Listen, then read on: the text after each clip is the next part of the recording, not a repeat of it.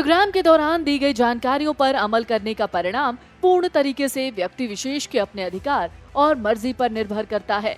इसका फिरकी चैनल या उससे जुड़ी किसी भी संस्था से कोई लेना देना नहीं है। अलबत्ता अगर आपको एंकर मिल जाए तो आप उसे कूट के अपनी खुंदक निकाल सकते हैं।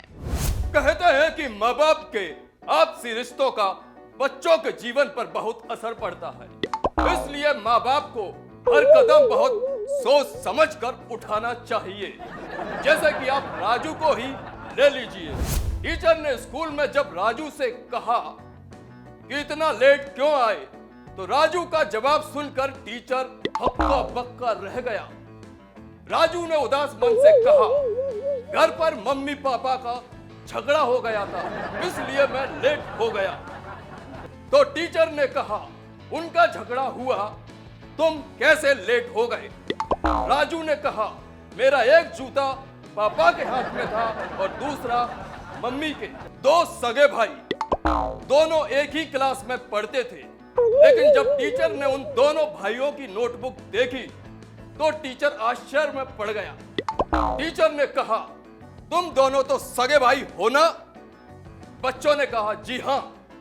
टीचर ने कहा, फिर तुम दोनों ने अपनी बुक पर अलग अलग नाम क्यों लिखे हैं? बच्चों ने कहा, आपको यह ना लगे कि हम दोनों ने नकल की है। अगर अध्यापक पढ़ाई के साथ साथ बच्चों को शिष्टाचार सिखाए तो बच्चों में ज्ञान के साथ साथ शिष्टाचार भी आता है।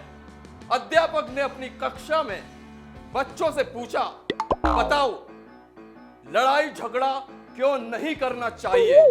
बच्चे ने कहा, लड़ाई झगड़ा इसलिए नहीं करना चाहिए कि पता नहीं एग्जाम में किसके पीछे बैठना पड़े। जब लॉकडाउन पहली बार हुआ तो स्कूल के बच्चों की ऑनलाइन क्लास भी शुरू हुई। एक टीचर ने जब अपनी ऑनलाइन क्लास समाप्त करते हुए बच्चों से पूछा, किसी को डाउट है तो पूछ लीजिए। एक बच्चे ने कहा, सर ऑनलाइन क्लास के बीच में जो आई थी चाय लेकर, वो क्या आपकी बेटी है? टीचर ने जब गुस्से में आकर राजू से कहा, नालायक, कभी तो पढ़ लिया कर, तूने कभी कोई किताब खोलकर देखी है क्या? तो राजू बोला, रोज खोलता हूं। टीचर ने कहा, अच्छा कौन सी? राजू बोला, फेसबुक। सुनी सुनी में आज बस इतना ही, कल फिर मिलेंगे अगर समय रहा तो।